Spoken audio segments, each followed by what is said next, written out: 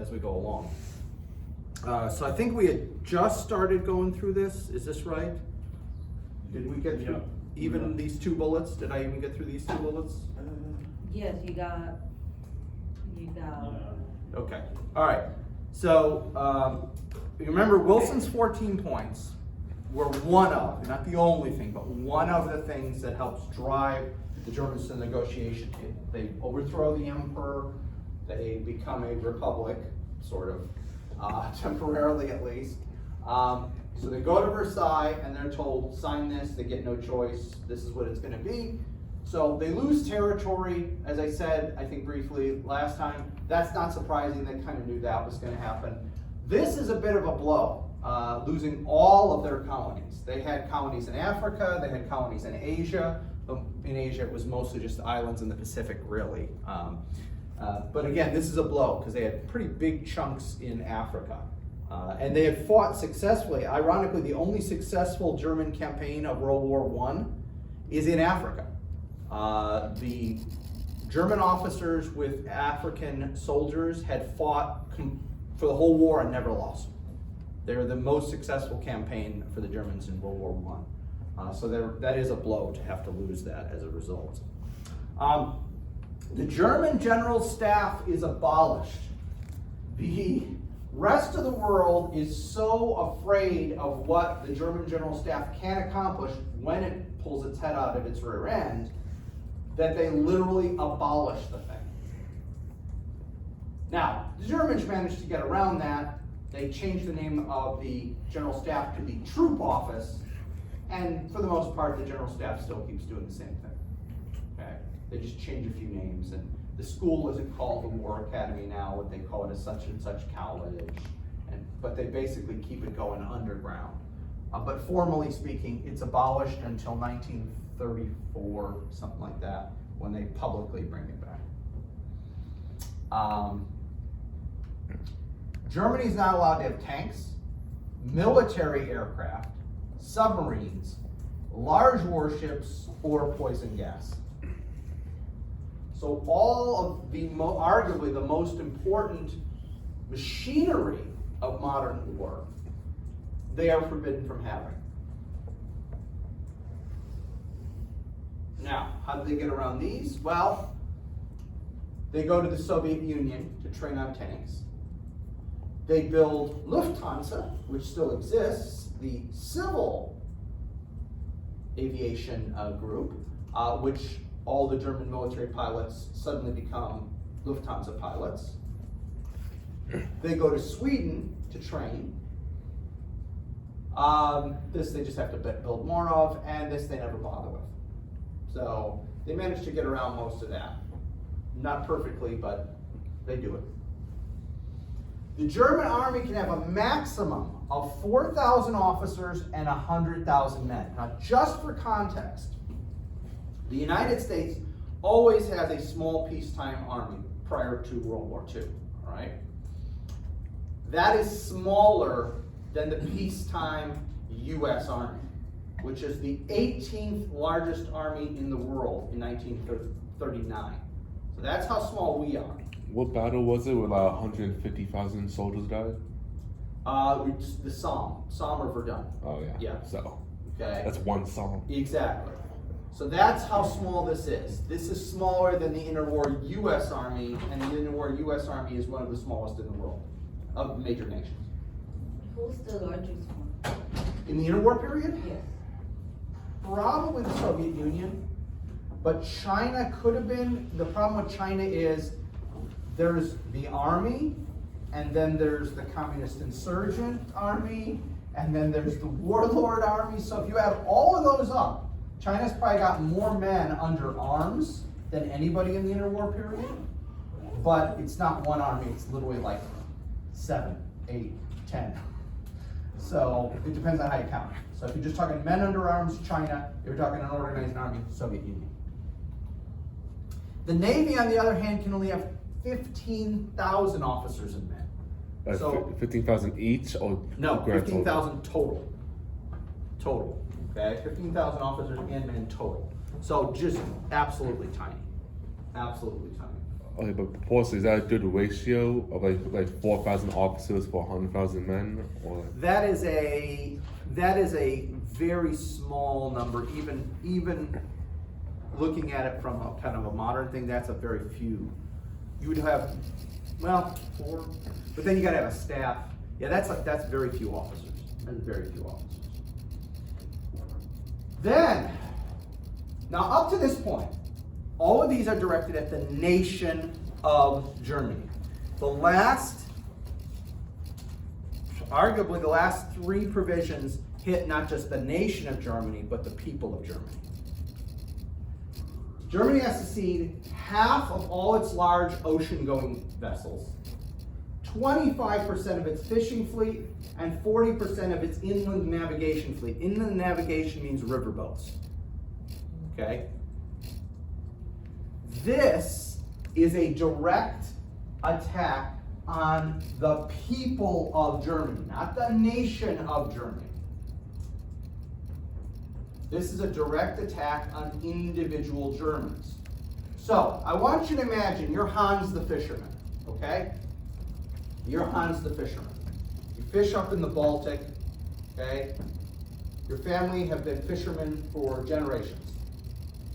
And one day, knocked at the door, and there's somebody with a clipboard, said, you're Hans Schickelgruber, right? Yes. Okay, well, we're here for your boat. What did I do? Oh, no, you didn't do anything. We're just doing it in alphabetical order. It's like 1, 2, 3, 4. And you just happen to be the 4.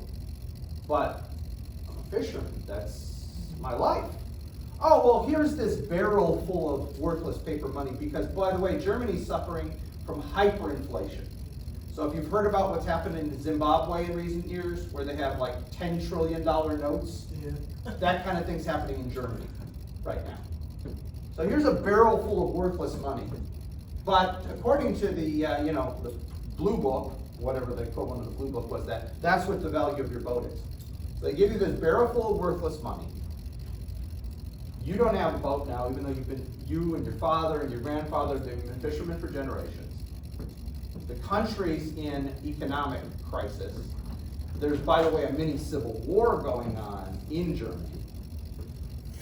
You've got one son who came back from World War I without a leg. The other son died in World War I. You just made it personal. The Treaty of Versailles, and I've got 2 more provisions yet, okay? But when you get to this, what you've done is you've set up World War II. You don't need Hitler. You don't need the Nazis. The average German was already starting to get really seriously pissed off long before Hitler came to power because of the provisions of this. I'm sorry. You said that it was mostly America's doing on Treaty of Versailles? No. It was our doing that they were stupid enough to go to the table. We had nothing to do with the actual treaty. In fact, Wilson is arguing like a madman, this is a mistake, don't do this. Europeans aren't listening to Wilson. Like always. Yeah. 2 more. Germany has to pay 6.6 million pounds sterling in gold. In gold. Okay? So, let me show you how this works.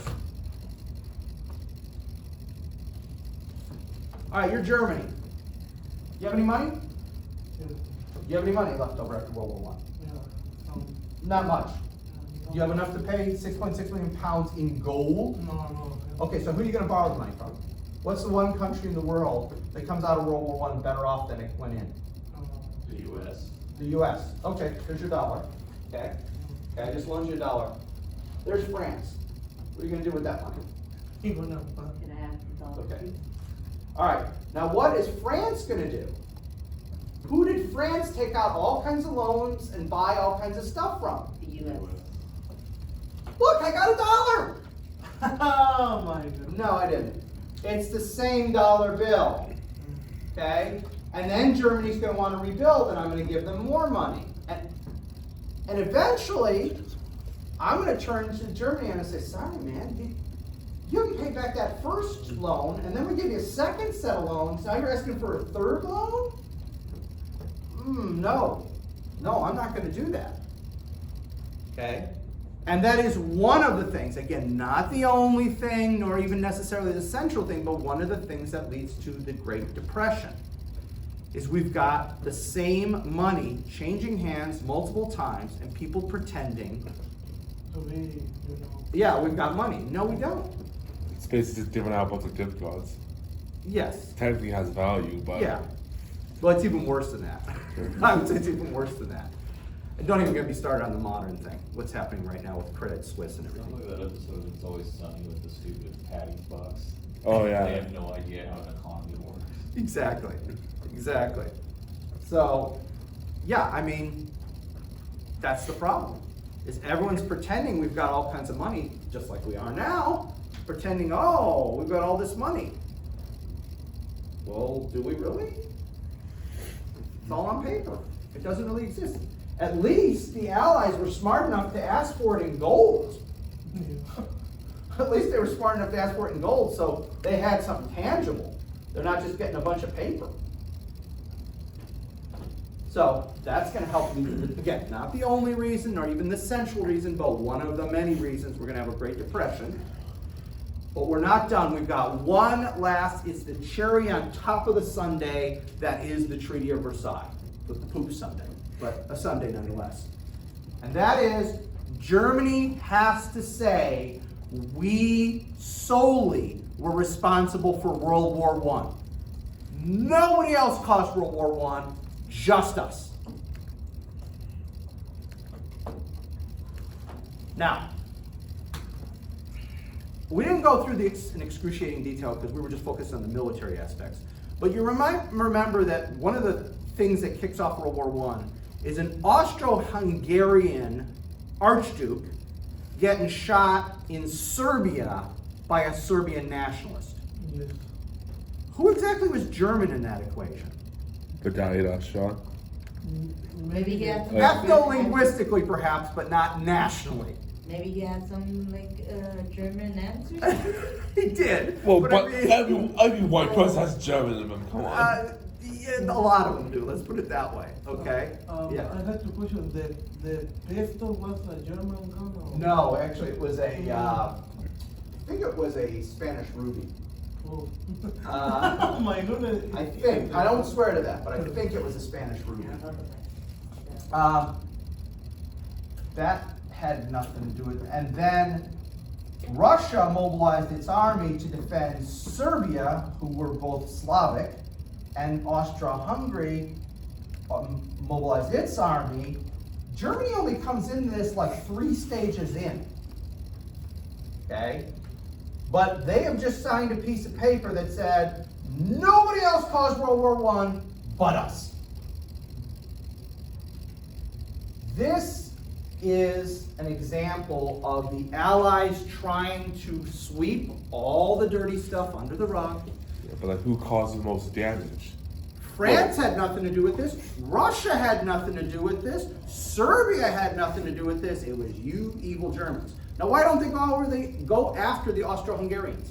They don't exist anymore. Austria-Hungary's not a country. They're broken up. And They're like 8 countries now, okay? and the So what he said is Ottoman- they did too good of a job of them. Yeah, well, in that sense, yes. and the Ottoman. Ottoman Empire is gone. It's That's gone not a too? country. Yeah, it's now Turkey and a bunch of other countries. Oh. But why did they? And Russia, well, technically, Russia doesn't exist anymore. It's the Soviet Union, and they're in the middle of a civil war. And also they signed like the peace by separate. Yeah, separate peace, exactly. Please. What about Serbia? Serbia's around, but, I mean, come on. It's like the size of Harris County. I mean, a little bit bigger, but not much more. I mean, it's. Technically, it's their fault. I'm with you, but they were an ally. Oh, spooky. Yeah, so we can't blame them, because they were one of the good guys. See, this is the thing about World War I. World War II, it's pretty clear who the bad guy is. America. No, don't start. We'll get to that later. But it's pretty clear who the bad guy is, though there's a good guy who's also a bad guy. Soviet Union, we'll talk about them later. Well, World War One, this whole notion of good guys and bad guys is, I'm sorry, I'm not being one of these people who says there's no absolute truth. That's not what I'm saying. What I'm saying is, how much more guilty are the Germans than the French, or the Russians, or the Serbs, or the British?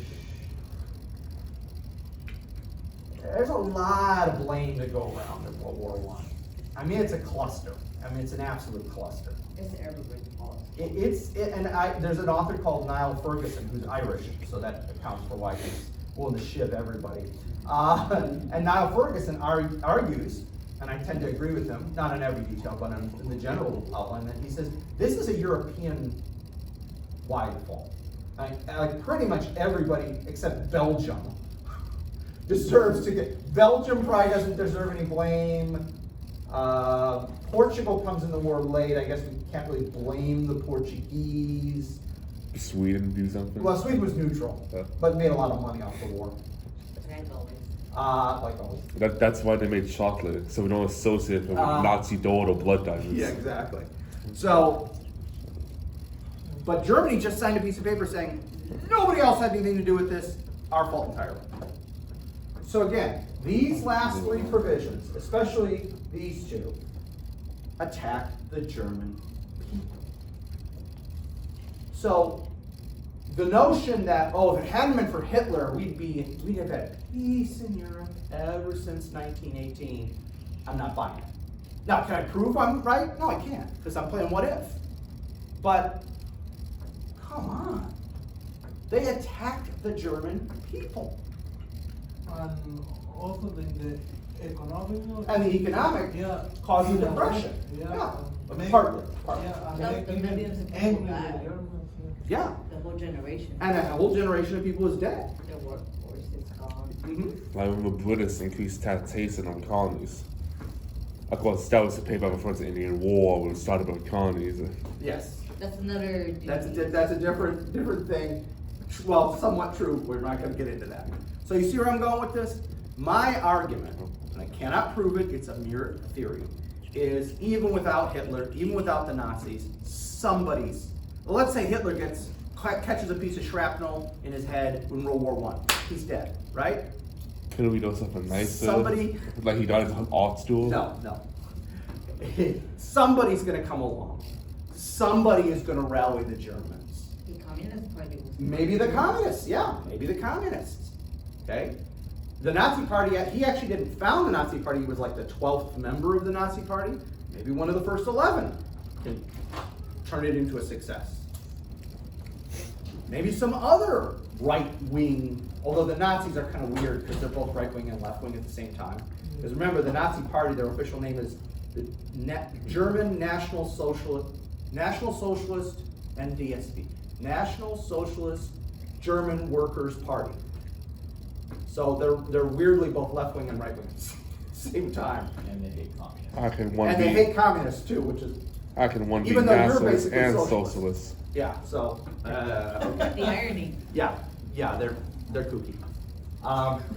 So, you see where I'm going with this? Okay, can I prove I'm right? No, I can't. I'm playing what if. But boy, oh boy, there's an awful lot of, you've really ticked off these people. Okay? You've really ticked off these people. Now, I've just made this whole spiel like you're setting up the stage for World War II.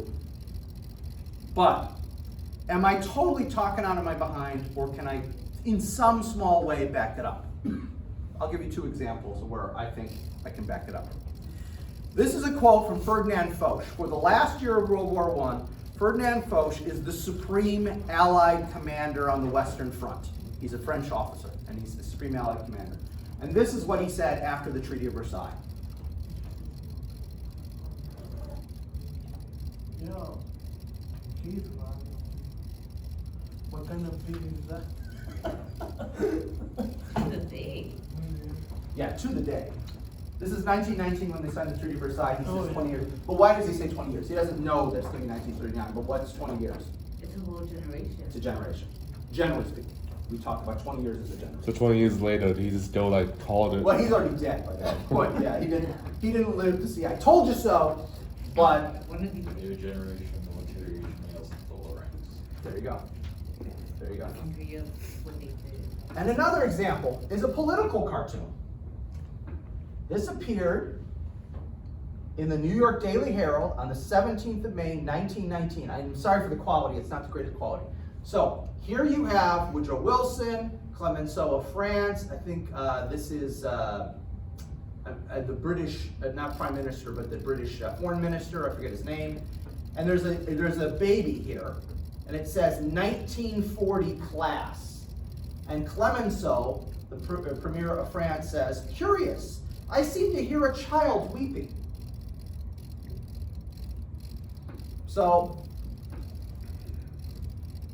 again, political cartoonists noticed it too. And there are other examples, okay? But, so several people at the time are kind of like, this treaty is not a good idea.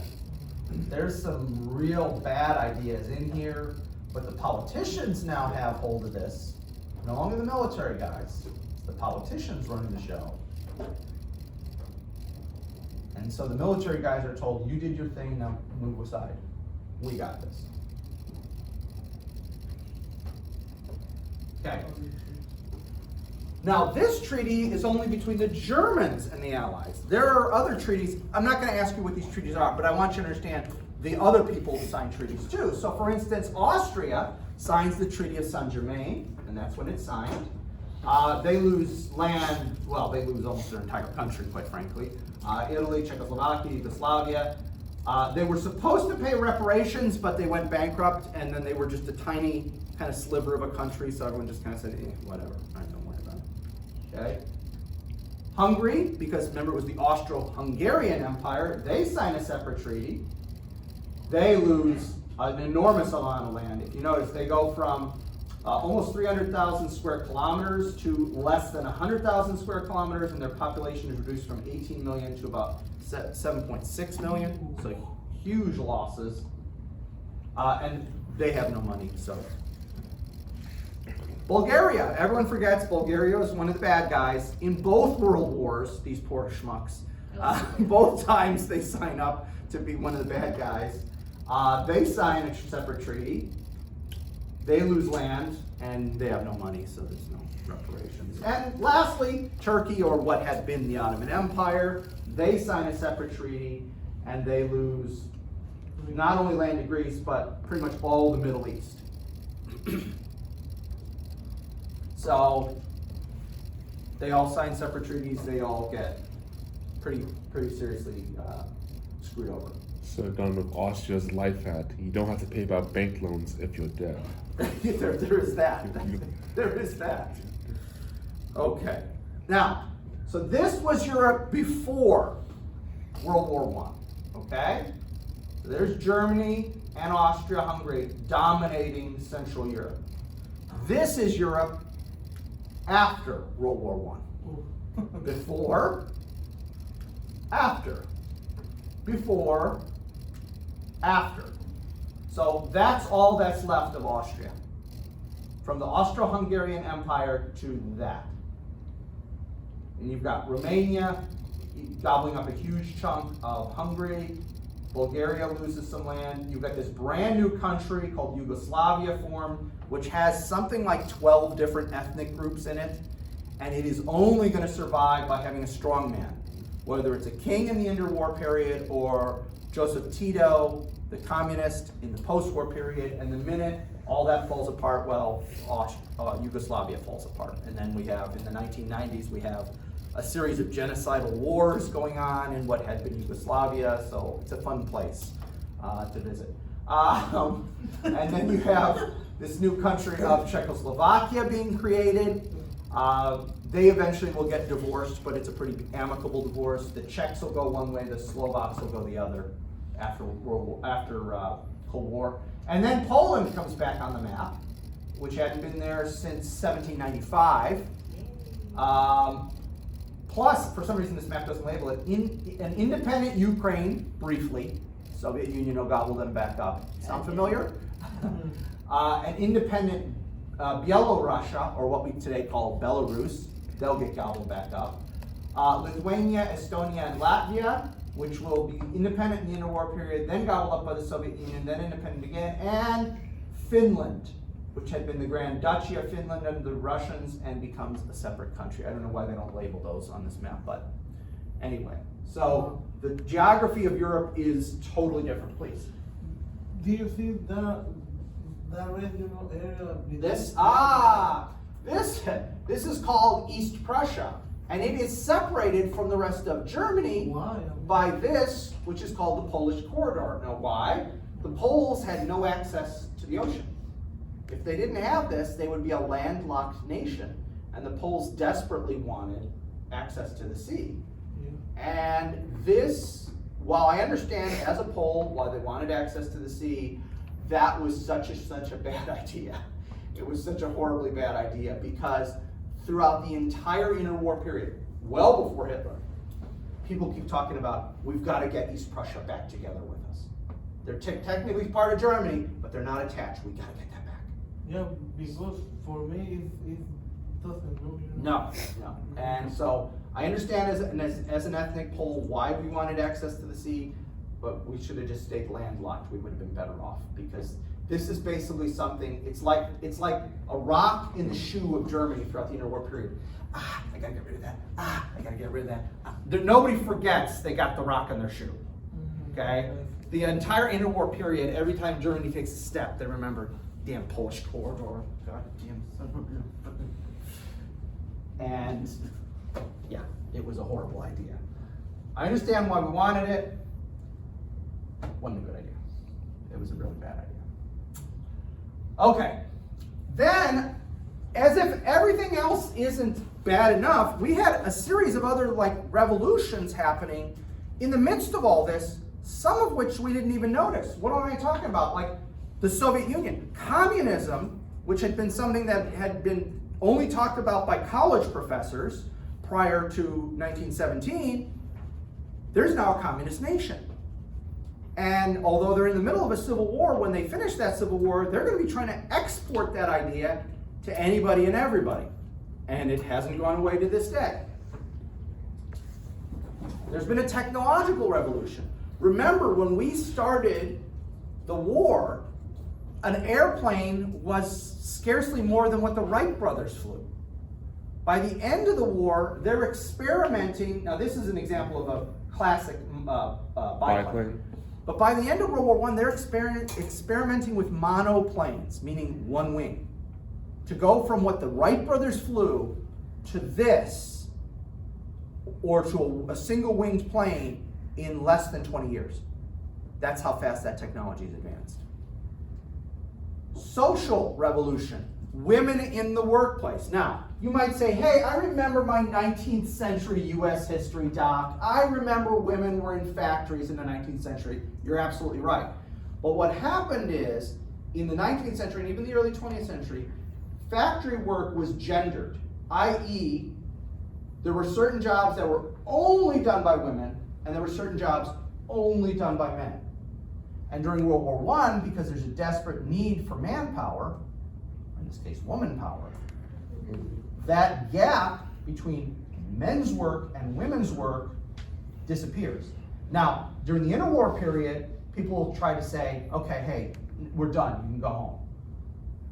But then World War II will happen, and the same thing will happen, and after World War II, that thing will fundamentally change. And you won't have this kind of feel of only women do this, only men do this in factories. So it'll take another world war to kind of push it all the way over, but it's starting in World War I. And last but not least, at the Army level, tactics have changed. We talked about the storm troop tactics, which are the basis for modern infantry tactics for everybody. There is no country in the world, to my knowledge, that's, a legitimate country and not just a bunch of people declaring themselves a country, but a legitimate country where they train their infantry where it doesn't look, on its basis, like German storm troop tactics. Obviously evolved, it's been 100 years since World War I. The basics are there. So all of this is happening. while we've been fighting this war, and now this mess of ending this war, so we're going to wrap up this lesson, hand out the study guide. We're going to keep going because we want to start the next lesson. But when I wrap up 2 more slides, that's all that's going to be on the midterm. Okay? So, and I'll hand out the study guide. We can talk about the study guide briefly, and then we'll just go into the next lesson because we're behind. But I want to end with a couple thoughts. This is a quote from a British Army officer who visited the World War I battlefields in 1919, so not even a year after the war. And this is what he said after he came back.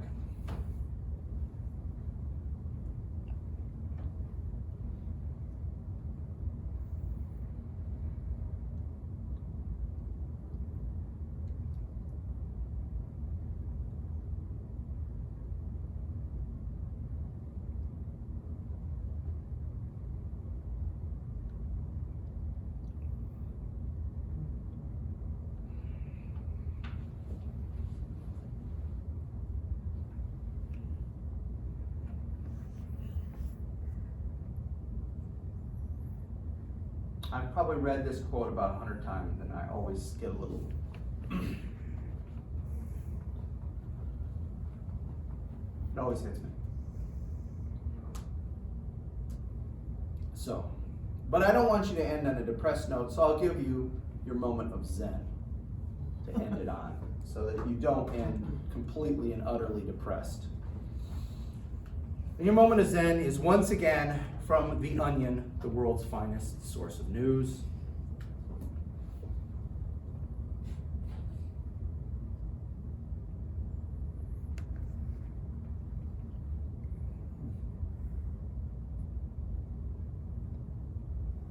I particularly love this part. These 4 inches of mud will no longer bow before the whip of tyranny.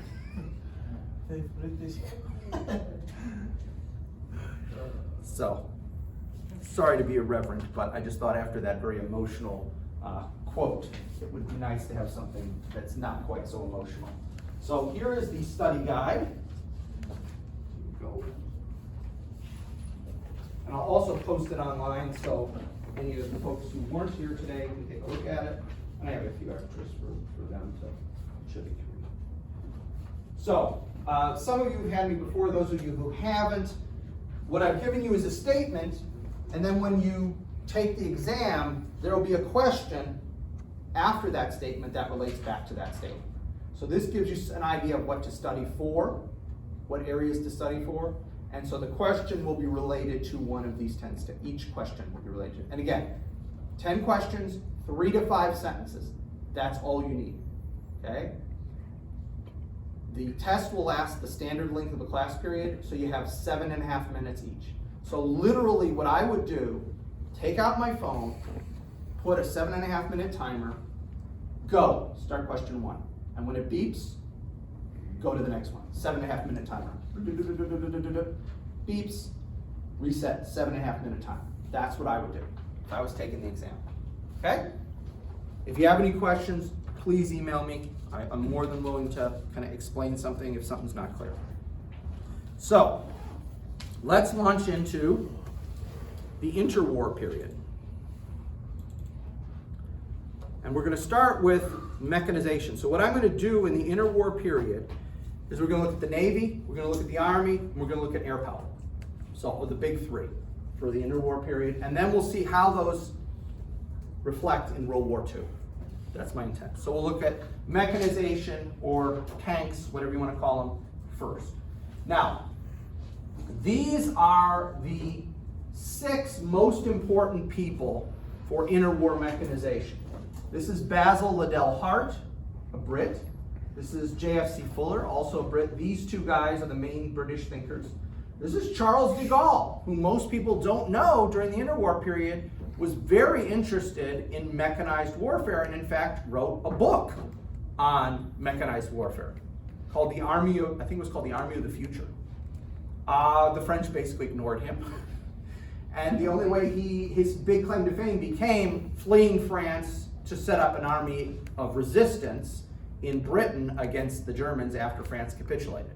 But if it hadn't been for that, quite frankly, nobody would know him because he was not well liked. He was an abrasive person, even among the French.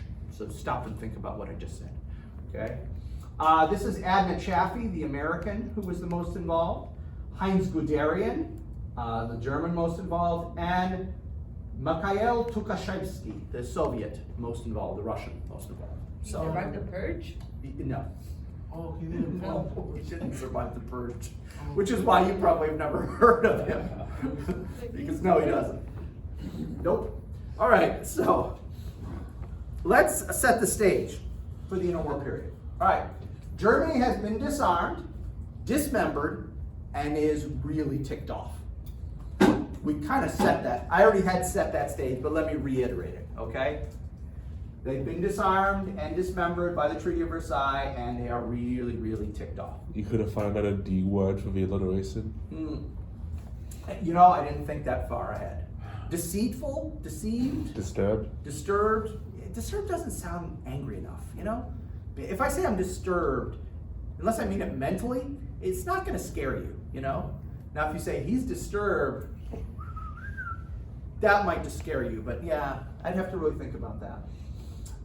The democracies are exhausted, and almost all the democracies become pacifistic. They all take the line, if we just don't have armies, we can't have wars. That pretty much is the refrain that every democratic or quasi-democratic state takes in the interwar period. If we don't have an army, we can't have a war. Which is, so incredibly simplistic, and But they're not wrong. unless the other guy has an army and invades you. For, You can't start a war if you don't have an army, but that doesn't mean he can't start a war.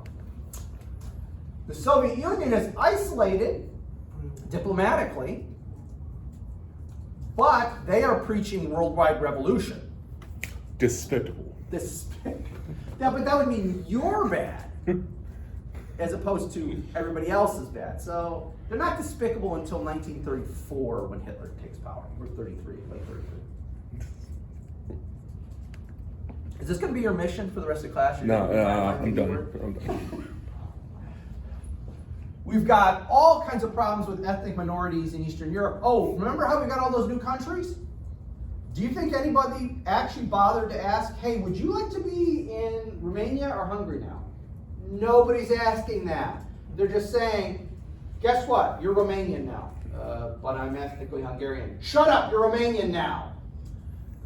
I hate Romania. Yeah, exactly.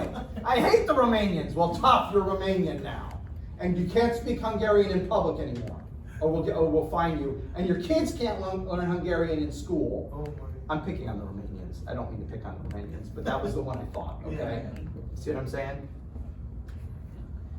The Great Depression after 1929 hits everybody. There is no nation that escapes the Great Depression, which is why we call it the Great Depression. There had been depressions and recessions plenty of times in human history before this, but this is the first one where the entire frickin' planet is all sucked down into it. Like possibly what's going to happen in the next few years. They still, Everything gradually. If we keep doing the stupid stuff we're doing right now. they still find a way to blame Germany for it. Yeah, exactly. It's all Germany's fault. I And- blame Russia. There is this myth that only certain armies are innovative in the interwar period. So people look at the Germans. Oh, look, the Germans, they changed. Or the Soviet Union, or whoever. And everybody else is stupid. That's the myth. Excuse me. That is the myth. Everybody else is stupid. They're isolationists. They don't get it. The problem is, every nation, you have to deal with the internal politics of your nation. So most of the armies or the navies or the air forces want to get better. They want to improve. But they aren't allowed to because, well, there's no money.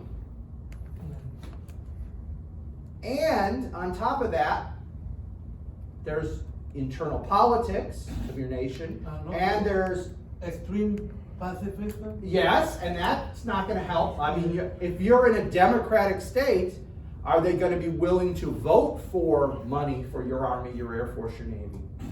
Okay? There is belated, hasty armament and innovation in a lot of nations. And again, not necessarily because that's what the army wanted, but because that's what they were forced to do by their nation state.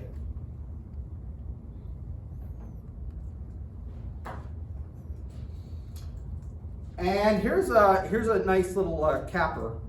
New weapons are pretty useless if you don't have doctrine to use them and experience on using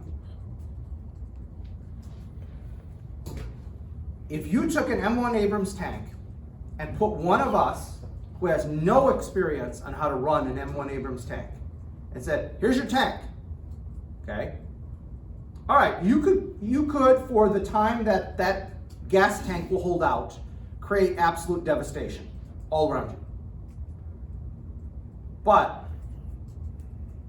what happens if you encounter an anti-tank weapon and you don't have infantry with you, say? You die. Yes. Or you run over a mine, or any number of other things. Push random buttons until it falls apart. So again, it's all well and good to have the weapons, but if you don't know how to use them properly, you've just wasted a whole bunch of time and money.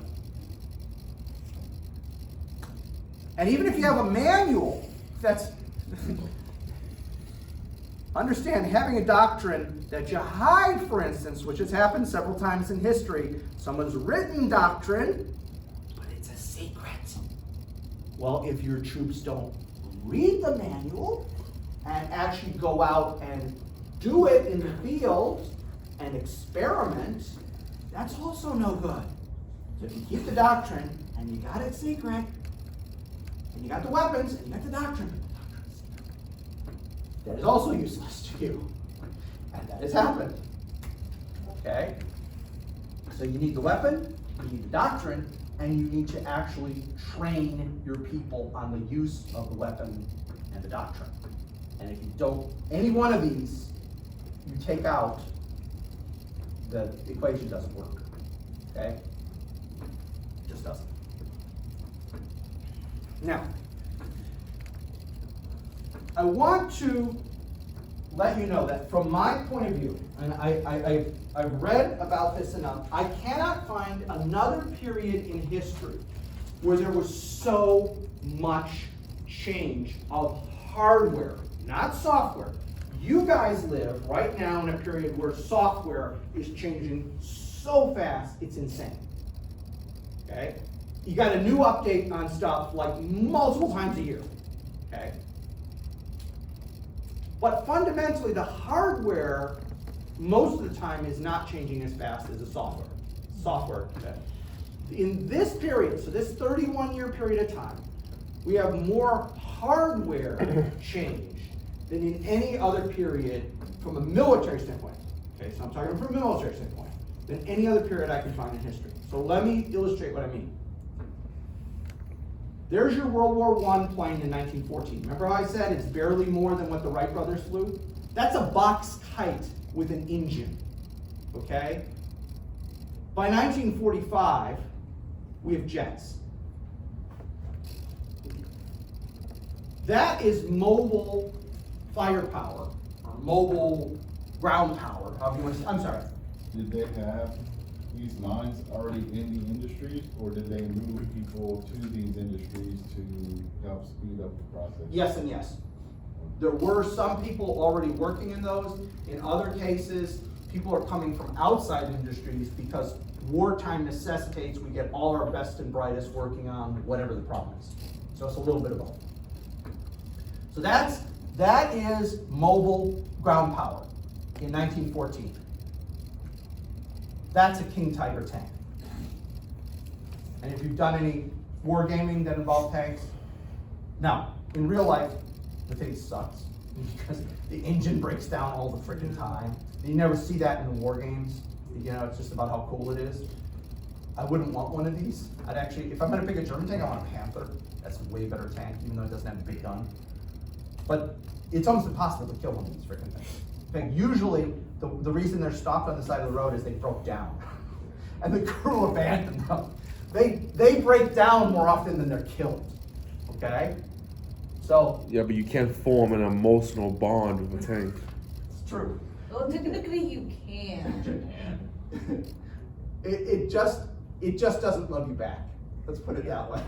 The Yeah. horse might love you back, but the tank Yeah. does not love you back. It is a cold, inanimate object. You know, Ukraine has a policy that if any citizens find a Russian tank and keep it, do they have a similar thing with German tanks? No. Ah. That is firepower. That is the French 75, arguably the best artillery piece of World War I. Okay? That is firepower in 1945. So I would argue to you, in a hardware sense, Well, no other 30-year period in history do we have that degree of change. But then it's nuclear power. Yes.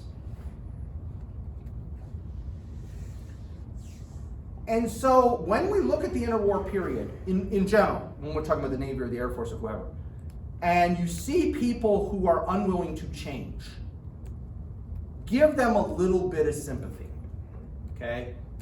Because they're having to wrap their heads around stuff that is, so if you were commissioned in 1914, so let's say you're 22, let's say you're a West Point guy, okay?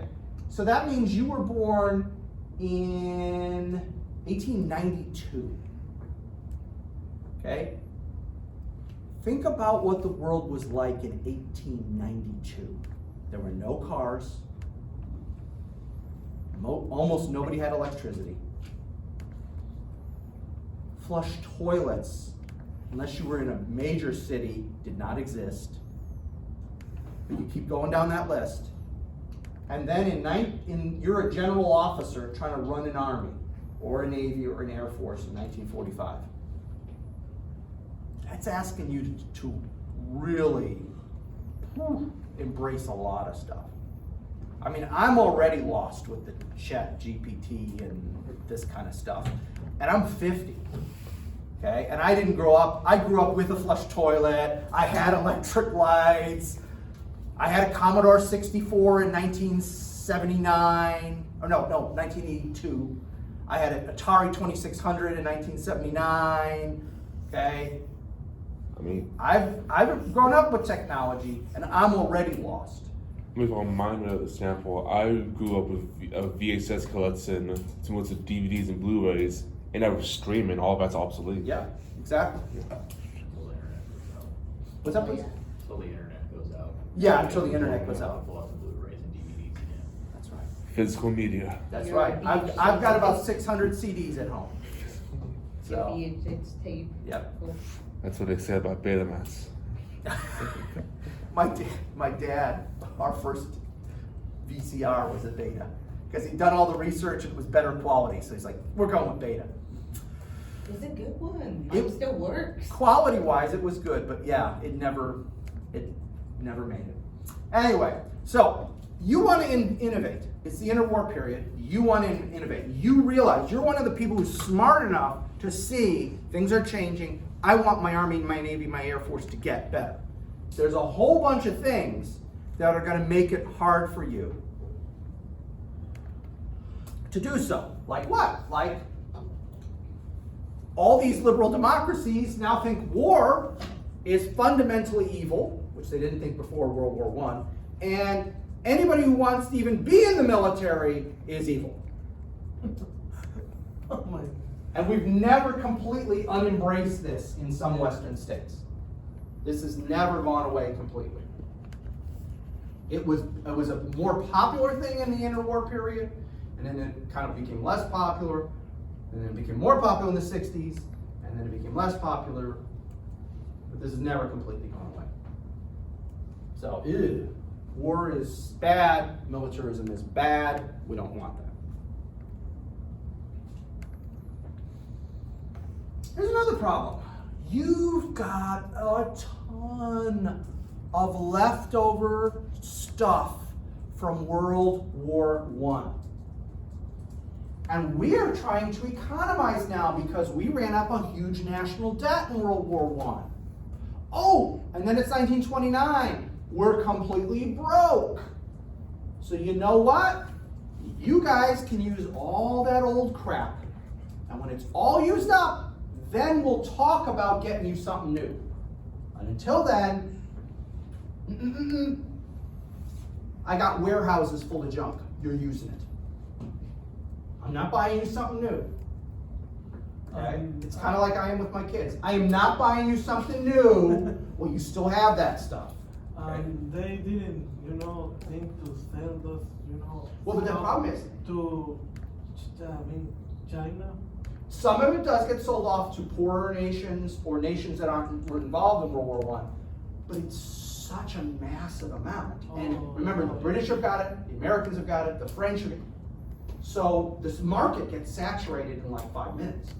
Because all like Latin American countries or Sub-Saharan African countries or all the countries you could sell it to who weren't involved in World War I or were slightly poorer and that, hey, that still looks good to me, you saturated that market like that. There's nobody else willing to buy it. So you've got warehouses full of your junk. You can't get rid of it, but we're not throwing it away because we're broke. Okay? And The idea, what is evil, so we are not really use that stuff. Exactly. So, and I'll give you a really good example of this. So during the interwar period in the United States, everyone's probably heard of the M1 Garand, which is the standard infantry rifle of World War II, okay? So, John Garand, the man who designs it, it was originally designed not around the 30-06 round, which was the standard round after 1906, but around a different round called the 276 Peterson. The Army had done ballistics testing and decided the 276 Peterson was a ballistically superior round to the 30-06, and we were going to abandon 30-06, go to this brand new round. And the Garand was designed around the 276 Peterson. So when they had finished and they had a working, they tested it and it worked, they take it to the Chief of Staff. And the Chief of Staff at the time, believe it or not, is Douglas MacArthur. Most people don't know this. He was so old by World War II, he'd already been Chief of Staff and retired before World War II. Okay? So they take it to MacArthur, and MacArthur says, gentlemen, you've done a fine job. I'm proud of you. I'm proud of what you've done for the United States of America. One thing, we're not using the 276 Peterson cartridge. We're using the 30-06. But we did the tests, it's a better round. I've got billions of rounds of 30-06 sitting in warehouses. This is the Great Depression already by this point. There is no way I can go to Congress and say, I not only want this new rifle, I'm going to throw away billions, literally billions with a B, maybe trillions, I don't know, but billions at least of rounds of ammunition because we don't need them anymore. It's like, I can't sell that. Yeah. I can sell the rifle, I can't sell the bullet. Okay? And so that's why, if you've ever wondered why the Garand has an en bloc clip, not a magazine, it is a clip. I know people get those two things wrong. It's a clip. Why does it hold 8 rounds? I always want, 8 is such a goofy number. It's usually 5, 6, 10, 12. Why 8? Because the 276 Peterson is smaller. It used to hold 10, but when they scaled it up to the 30-06, you only got 8. Please. There's actually a ridiculous story about why it's fed that way. He designed it to feed from the BAR magazine. Because his thought was, we have the BAR, those guys need ammo, issue up your infantrymen a rifle that feeds from this quick, easy to reload 20-round magazine that you can share with your BAR gunners. Army Ordnance Corps and all of the generals in the Army said, you can't trust an infantryman with a lot of ammo, he'll waste it. He'll just pull the trigger until it's empty. Yep. Just spray bullets. No. They wanted it to hold 3 rounds. And they didn't even want a semi-auto rifle because, No. again, they said, no, they'll just waste ammo. They'll waste They should ammo. get no more than 3 rounds in the rifle. He had to, he asked for 10 in the Garand rifle, and he had to compromise with them because then they said, no more than 5. 8 was his compromise. And that's how they got 8. And the troops would still waste the ammo because you couldn't tactically reload the rifle without getting the ping. Right. So they would just shoot until they hurt the pin because you can't reload it until. Although that's a little bit of a myth. I've seen guys who know what they're doing, slap it open and actually add rounds in the top. So I couldn't do that. I wasn't that good, but I've seen guys do that. But again, you see what my point is. We made it. Now here's another thing. 276 Peterson is about 6.8. Anybody know what round we just announced we're going to adopt? 6.8. So theoretically, we would have probably necked it down because it was still a long, but we could have been using the same bullet, the actual bullet. Remember, there's the cartridge, and then the bullet is the bit at the front, and then you've got the brass and the gunpowder, right? We could have been using the exact same bullet since 1931. If it ain't broke, don't fix it. We could have been, but nope, sorry, can't do that because that's the problem. We stopped using paper cartridges, right, at this point? Oh, yeah, like 50 years, 60 years. Yeah, it's at least 60, 70 years. So, here's another thing. Things are changing so quick that the government's reluctant to invest. Now remember, this is an era in which the government is actually cheap. I know, none of us have grown up in that era, okay? I wanna go back to that. Yeah, we'd love to go back to that era where the government actually doesn't spend money it doesn't have. So this is a government that is incredibly cheap. And so they look at whatever it is, aircraft, tanks, whatever, and they see that there's a new thing, and then 2-3 years later, there's another new thing. And so you're asking for 500 aircraft or 500 tanks or whatever, and the government's going, whoa, whoa, whoa, whoa, whoa. Do you remember when we bought you those other things 2 years ago? What's the matter with those? Oh, They are obsolete. they're obsolete. How do you know? You never used them in war. Well, good point. But that's what the Army or the Navy or the Air Force, oh, that's obsolete. No, I'm not buying you anymore. I just bought you this thing. And now it's, again, this is another conversation I've had with my children. I just bought you this other thing. I don't care that you don't like it anymore. I'm not buying you a new thing because you got this other thing. I just bought you. Okay? And you can't blame the government on that. Because from their point of view, we just bought the Army, the Navy, the Air Force, whatever it is. And now you say it's obsolete 2 years later? I can't afford, what am I? I can't afford to every 2 years buy you a whole new set of fill in the blank.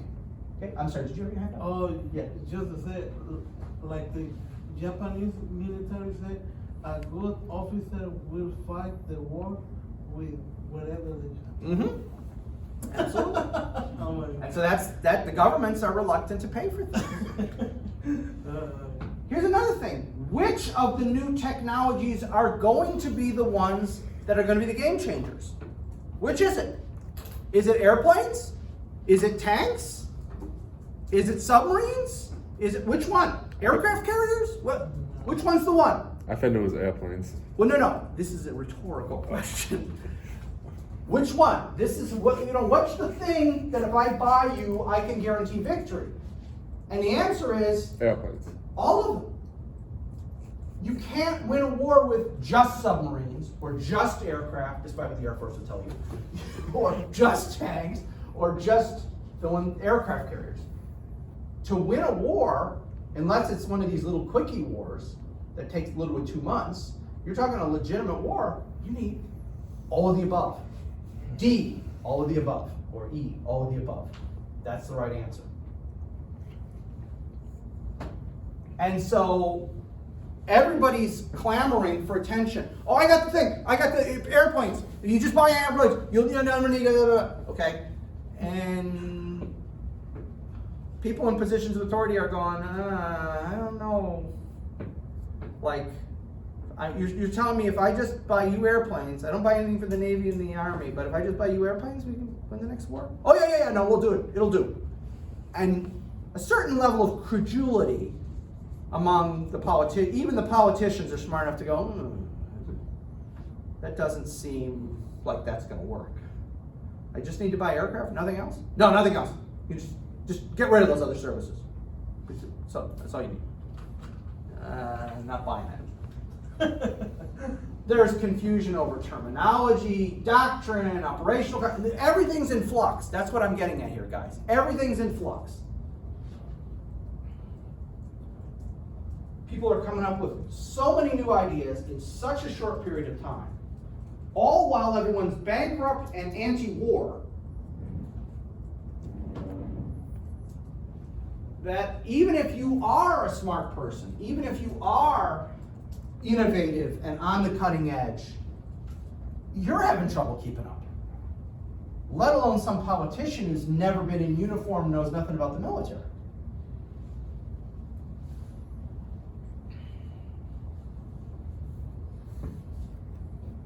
And last but not least, there's the concept of liberal guilt and competing theories about social/political science. Like, can't we all work it out in the future? Remember, we got the League of Nations now. So there's never going to be a war because we got the League of Nations, and we're going to talk about things and work out our problems like civilized people. But the United States never joined. And we never joined that. We are an observer. We have observer status. So we send an ambassador there, and he just watches. He never really gets involved. And then initially, they don't let the Soviet Union in. They don't let Germany in. And then they do let Germany in the late 20s. And then Germany, when Hitler takes over, says, screw you, and leaves. And I don't think they ever admitted the Soviet Union, and we never were members. So, like, three of the Japan most said the important same countries. thing. I'm sorry? Japan said the same thing. Yeah, Reduce this after amount. the invasion of, in 1937, I think, after the invasion of China proper, they say, screw you guys, and they leave too. So, okay, well, that didn't work. Does Hitler make his own League of Nations with No. blackjack and hookers? No, not quite. So again, there is all kinds of things getting in your way of trying to make your army ready for this next war that you're pretty sure is coming. There's all kinds of things getting in the way. Please. On the civil war in Spain, Mm-hmm. self, also a preparation. Yes. So we've got a civil war in Russia. We've got civil war in China. We've got civil war in Spain. So we've got civil wars in a number of countries. Spain is the last one, and it's in Europe. So it winds up being a testing ground. Oh, yeah. The Soviets send their stuff. The Italians and the Germans send their stuff. And they basically, it's a live fire exercise where people die for those countries. They just send their junk, see if it works, and then get feedback so that they're even more ready for World War II. France doesn't get involved, Britain doesn't get involved, the United States doesn't get involved. So that's why the democratic states are actually behind the power curve, whereas the totalitarian states, whether they're communists or fascists, they actually are getting feedback for their weaponry. So yeah, that's another big thing. All right, so we're going to just talk for the next few slides about mechanization, so tanks. We're just going to talk about tanks and tank development. So we're going to go nation by nation of the major nations. All right, so let's talk about the Brits first, okay? So, the UK. So, in 1918, they're planning for this major offensive that's going to happen in 1919 that's going to win the war.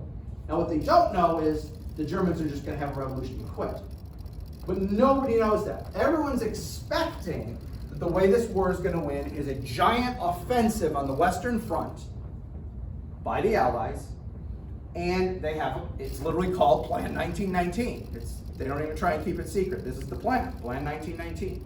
So what is this plan that never actually gets executed? Okay, it's authored by J.F.C. Fuller. He is the most prominent armored theorist on the British side, and we'll talk about him in a couple slides, I think. Yeah, in a few slides we'll talk about him, because he's kooky. Define cookie. On a scale of 1 to 10. Okay.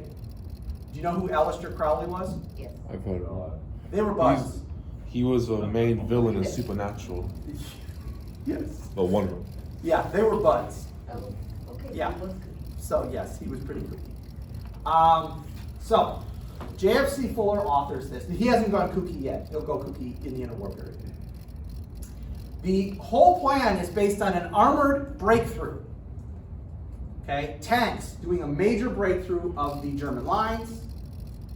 It seeks to decapitate the German resistance by getting behind the German lines, attacking their headquarters elements so that the troops on the front lines don't know what to do because there's nobody in the back to tell them what to do. Okay, so you get behind the enemy lines, you decapitate the guys on the front lines, and you just keep going.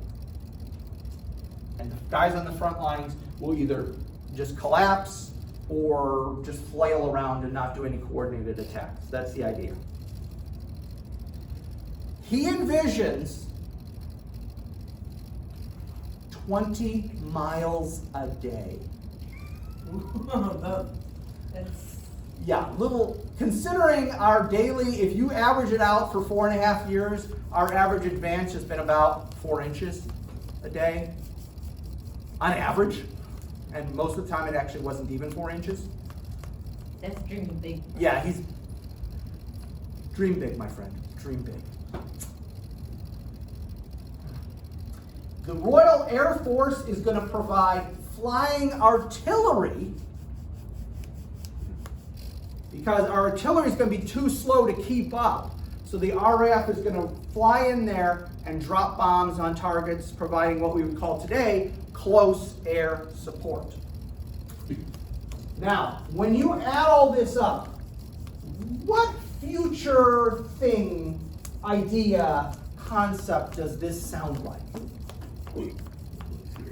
Blitzkrieg. This is the first draft of Blitzkrieg. It is. Okay? Now, what's my point here? It's not that the Germans somehow steal this. It's that once you have enough of these technological elements out there, big brain dudes are going to start to go, I put this with this with this. I'm starting to get this. So the concept we call Blitzkrieg, which again the Germans don't call, that's one of those fake German words.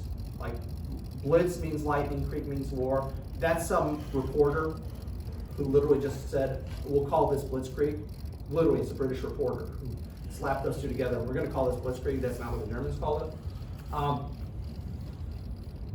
The Germans have their version. The Brits have their version. The Soviets will have their version.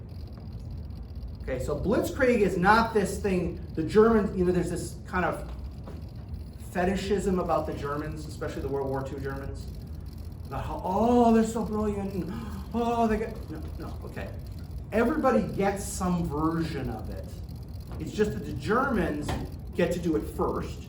They tested it in Spain, et cetera, et cetera. So they just got ahead on the whole thing. They had better tanks because they were thinking about that earlier because they weren't a democracy, so nobody was telling them, no, you can't have tanks. Other countries thought about these things. Other countries were, as early as 1919, actually 1918, because that's when they wrote Plan 1919. We're thinking about it. It's just that the Germans got there first. They actually implemented it first.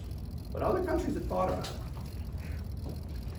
So, this doesn't happen because the Germans collapse. We talked about this. When the war is actually over, the Brits pretty much go isolationistic. In fact, this is one of their British planning documents after World War I ends.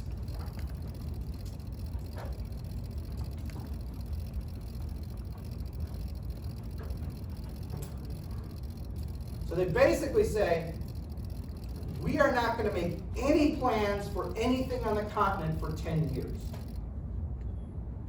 What year was this again? This was 1920 or 21. I can't remember if it was 20 or 21. So basically the general staff go to vacation for 10 years. Well, that raises a good point. Are they on vacation or are they doing some other stuff? Oh yeah. Because in actuality, the British are really engaged, just not in Europe. Where are they engaged? Oh, of course. That was occupation duty. Right after World War I, they did have some occupation duty. Oh, and I'm not done yet. There's another slide to put more things. No, that's I got it all on one slide. Okay? But the British are very engaged but it's all that empire kind of stuff. Yeah, it's, Or stability ops writ large, because this is not their empire necessarily, but like Egypt, I mean, yeah. Egypt. So again, they're very engaged, but they're just saying, Europe, we're not doing anything with those guys. So they don't get a vacation. They wish they had a vacation, they just have to go to other places. And they went to South China? Yeah, that because of the civil war in China, they several times have to intervene to protect British citizens or things like that. They're to protect. I the thought colony. they went to be advisor for the Shanghai Shake. There are some involved in that too, yes. Some of that's happening too. Protecting in Hong Kong. Yes, Hong Kong, yeah, no, absolutely. So that's the South China is Hong Kong, North China is because of the Civil War. The, Is that like a Suicide Squad? yeah, no, it's a suicide club. This is a quote from JFC Fuller writing to Basil Liddell Hart, the other big innovator. They knew each other. They weren't frenemies, but they weren't buddies. They had a different relationship. But this is what Fuller says to Liddell Hart.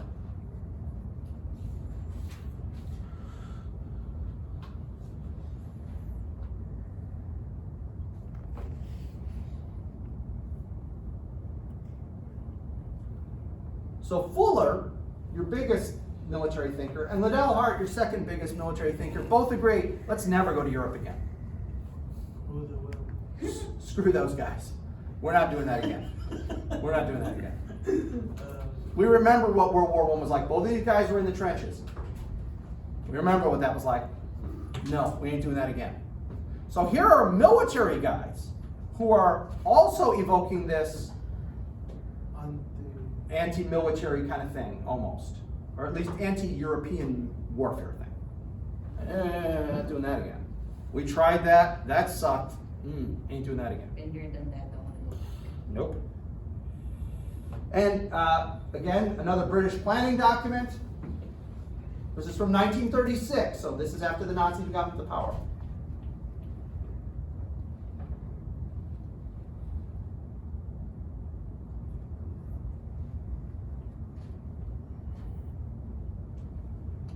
Look at that prediction. oh, 4 months off.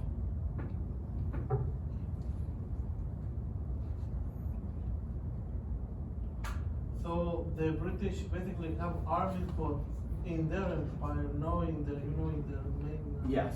Most of the British Army is in all those places I listed in that one slide.